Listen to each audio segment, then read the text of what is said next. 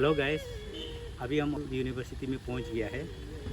आज का दिन बहुत ही महत्वपूर्ण दिन है। आज इधर में national seminar on shamanistic practice and narratives amongst the tribes of Arunachal Pradesh organise हो रहा है। तो उसमें मैं एक पेपर प्रेजेंट कर रहा हूँ, a glimpse of shamanism and religious world view of Apatani. तो अभी हम लोग रजिस्ट्रेशन करेगा, रजिस्ट्रेशन करके आपको आगे उस इनॉग्रेशन का पेपर प्रेजेंटेशन का क्लिप दिखाएगा। आप मेरा वीडियो में साथ बने रहिए। बढ़िया। अभी आए फोन लेके मेरा गाड़ी में मेरा mobile.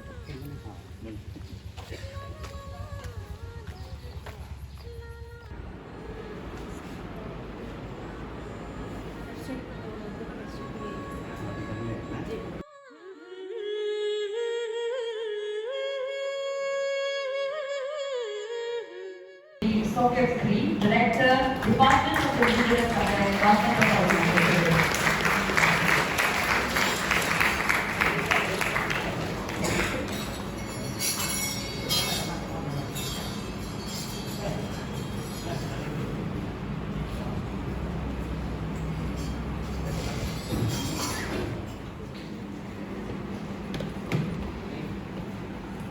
Next, I would like to request Govt of India from Indonesia community.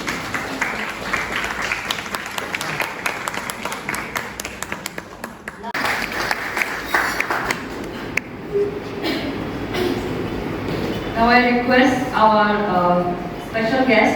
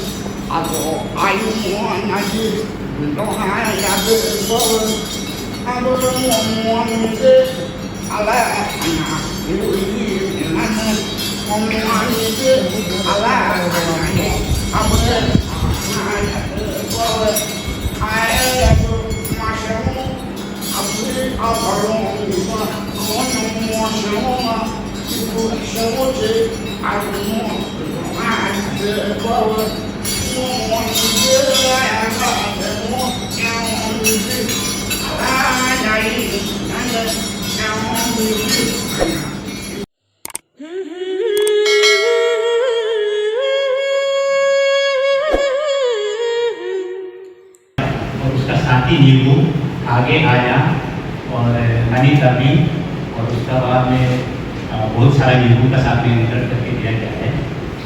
तो नेक्स्ट स्लाइड लीजिए। शमानिज्म, a way of living synchronized with nature elements, the universe has long been the fundamental element of many indigenous societies, influencing their way of life, worldview, religious belief, ceremonial practice, and social systems. The Apatani people who live in Arunachal Pradesh follows a shamanism based on a body of knowledge called Vijimi, which is believed to be a mystical and corporate element of Almighty God Kui. They practice it under guidance of Apatani and Shaman God Kui in and Yu. These people are the repository of Vijimi. The whole philosophical context and concept based on their belief system, religion, tradition, and worldview are enshrined in this body of knowledge. Next slide. The greater speak Vishnu reveals that the concept of indigenous religion, which Apatani follows, is innately monotheist, though in its approach, perception, and practice polytheism. At the core of Apatani belief system lies the concept of greater spirit, akin to this of Upanishad, and in half of the Hebrew Old Testament. They identify with as universal directive force of life and creation. It expands to encompass various elements and spiritual entities responsible for shaping the physical and metaphysical realms. They envision the creation of universe, celestial bodies, or geographical future, vegetation, living being as a result of which divine control. The beginning verse of Vijayabha,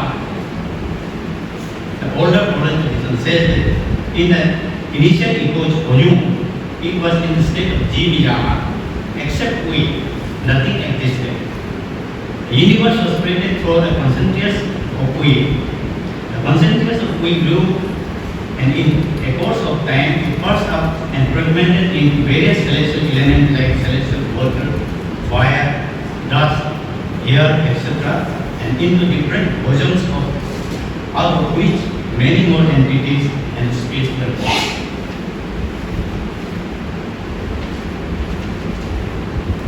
We needed a platform to continue his creation of vegetation, human and living being.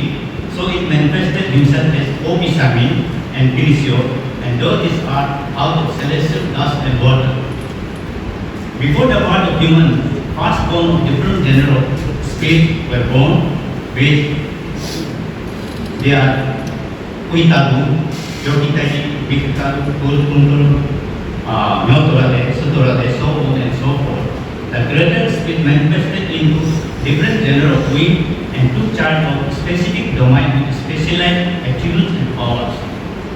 Apatani, the first human being, was born when we manifested as Ahacharya Charu, the god of wisdom and knowledge, and dropped his semen into the genital of Champu, the mother earth.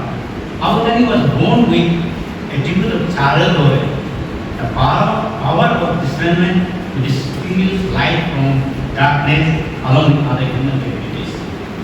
Later, to further continue the creation of human beings, we manifested itself as Pinisio.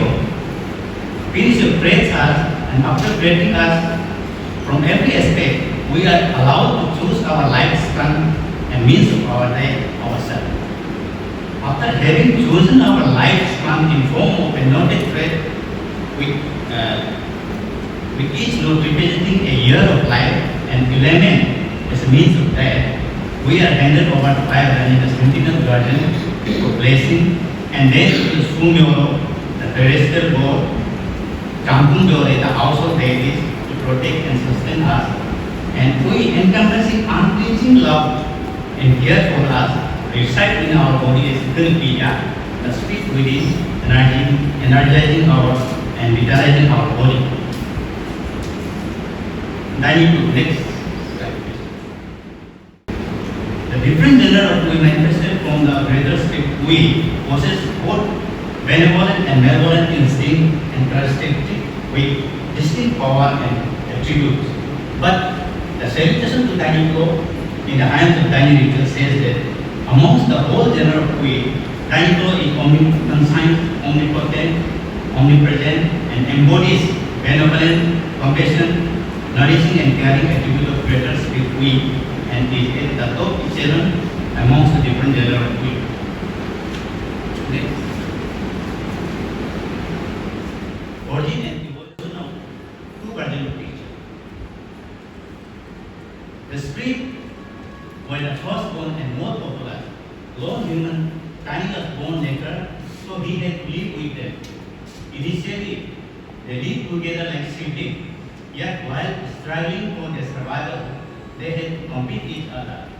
Tiny was in an advantageous position with his third eye at the back of his head and powerful spike on his both hand and legs, dictated by Assam Bhumir as matrimonial aid. Their competition for survival grew fiercer day by day, and many benevolent spirits became malevolent after losing their competition with Tiny. The spirit knew to Pija, Dingyang, Sil, Tobo, Yabo, they were earlier benevolent, turned malevolent after losing a competition for survival with Apatani. So they hedged a conspiracy and took away his third eye to strike making Tani weak and vulnerable. Thereafter, right Tani often strayed into the domain of other spirit and lost his soul culture. Seeing his sister Dojan Chanda began to be the first shaman and ritual expert, evolved various Dojan rituals, the ritual of negotiation and appeasement to release the captured soul of Tani from the captured spirit with appropriate times and offerings. This Dojan ritual had certain limitations and could not cure many ailments. So, in the epoch of Tukyo, we manifested as youth tattoo with powerful curative energy. The Tukyo ritual of propitiation and prayer to youth tattoo is youth yarokui was started by adding in the offering like ginger, rice powder, salt along with the other offering offered in Dojan ritual. It cured them from those critical ailments that otherwise incurable like teaching of Dojan rites. Next. Next slide, please.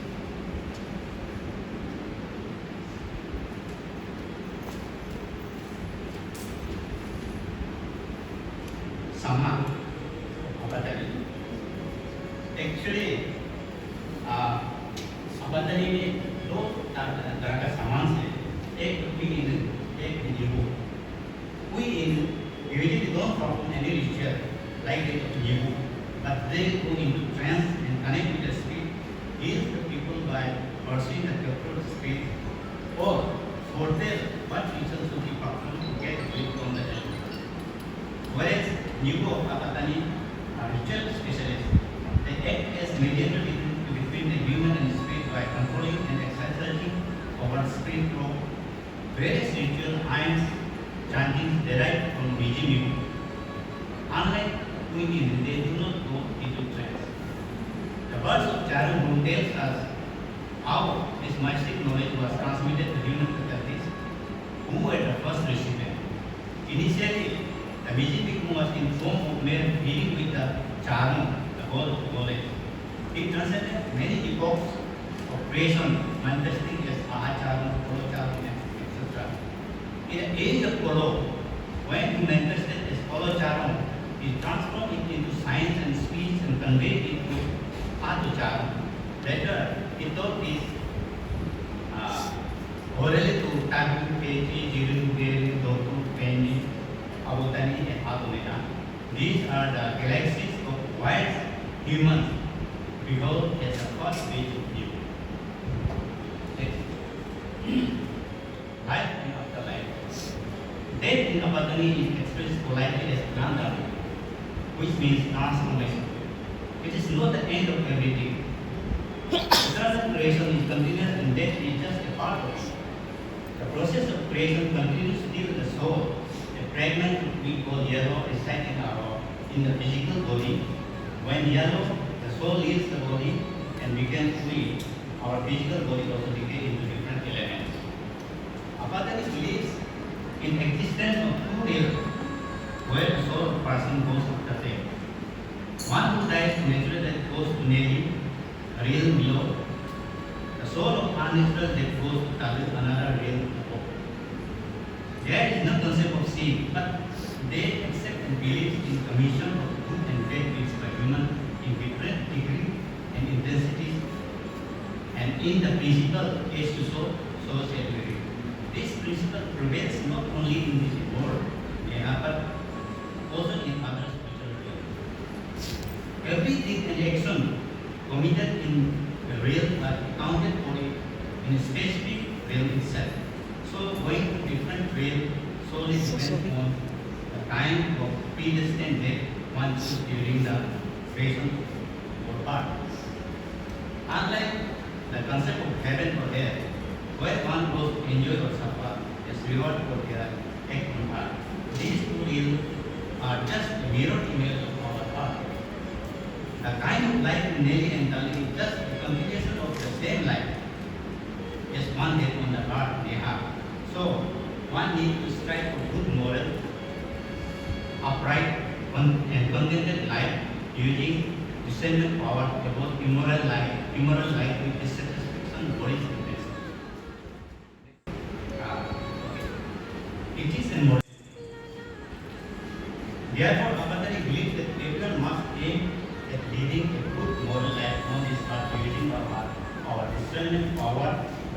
discriminatory approach guided by some science.